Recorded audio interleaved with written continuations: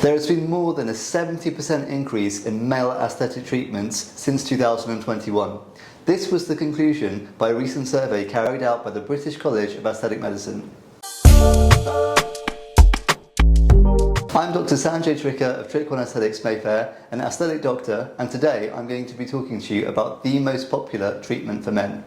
So surprisingly, or perhaps not surprisingly, the most popular treatment for men is going to be jawline filler treatments. Whenever we're looking at the male face, the most important areas to consider proportion-wise are going to be the lower third, so the jawline and the chin, and how they balance with the cheek.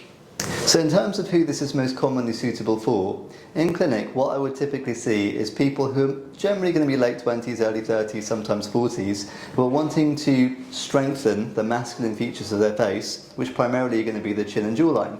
So with these people there can be a lot of variation of what it is they're trying to create. Is it going to be width of the jawline from the front angle? Is it going to be more angulation and definition of the jawline overall? Is it going to be just getting the lower third of the face in proportion with the rest of the face? So it all starts off with the consultation. What is the biggest concern for the patient? And then based on their concern, we can advise the plan. Let's assume the patients come here because they feel like their lower face needs a little bit of help and they want it to be a little bit stronger, wider or sharper, or they want to accentuate the typically masculine features of a face.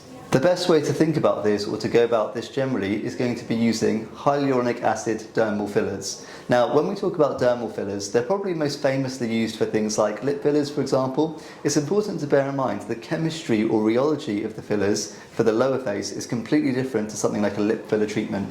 Reason being, the areas that we're treating are primarily going to be deep down to bone, in the deep fat, or in the superficial fat. And depending on where exactly we're treating, that's going to define how we use what we use. So think of it this way: if we're trying to create width from the front profile, we want to have movement in this direction, we're going deep down and we're building on the actual bone structure itself to create that width.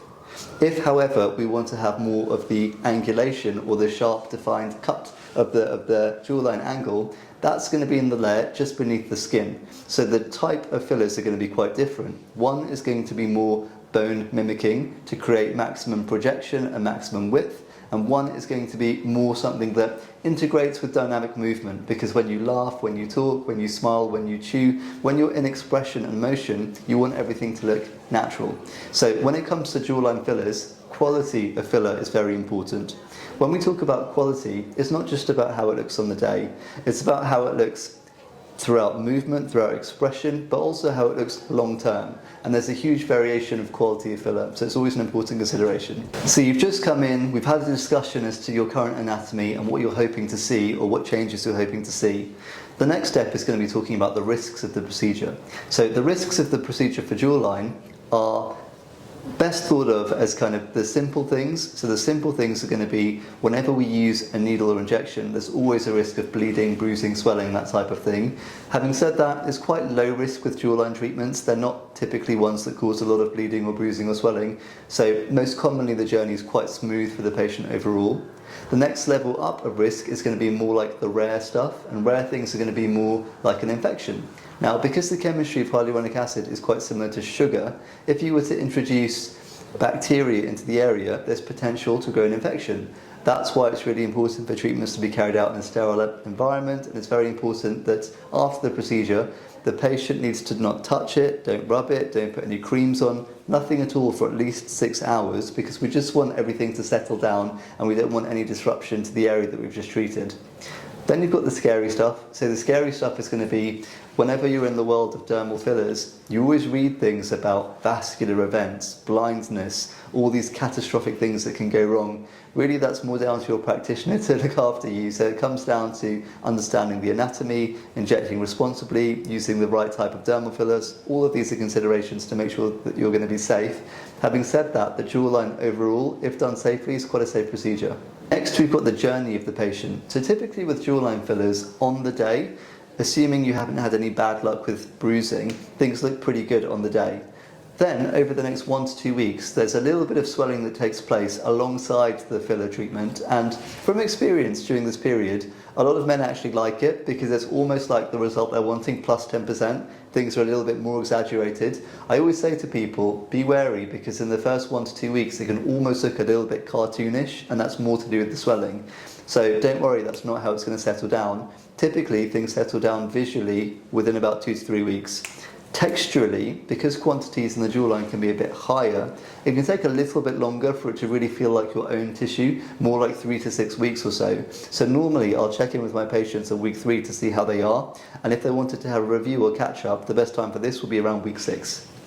After they've had the procedure, assuming they're happy and everything is all good, then actually they don't need to think about it for a long time. So longevity is dependent on quality of fillers. With the fillers that we use here, I would always say to every patient, typically it lasts 12 to 18 months, but closer to 18 is my expectation. The manufacturers actually say more like 20 to 22 months depending on brand. So it's good to bear in mind with these treatments, think of it as a one-off treatment you'll do that lasts you a long time, at least a year.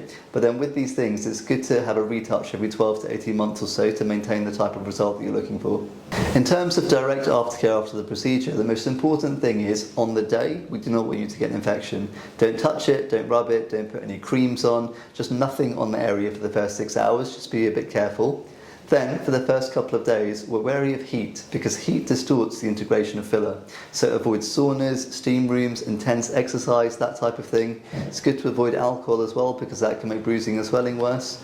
And then the full result is going to be kind of in about 2 to 3 weeks visually, kind of in about 5 to 6 weeks texturally because it's going to continue to settle. So make sure you give it time. If you're worried about how it's looking after 1 week, don't worry. It's just going to be a little bit of swelling that's taking time to settle. So stay in contact with your practitioner, they'll guide you through it. And if things are done safely, it's not a procedure you have to worry too much about.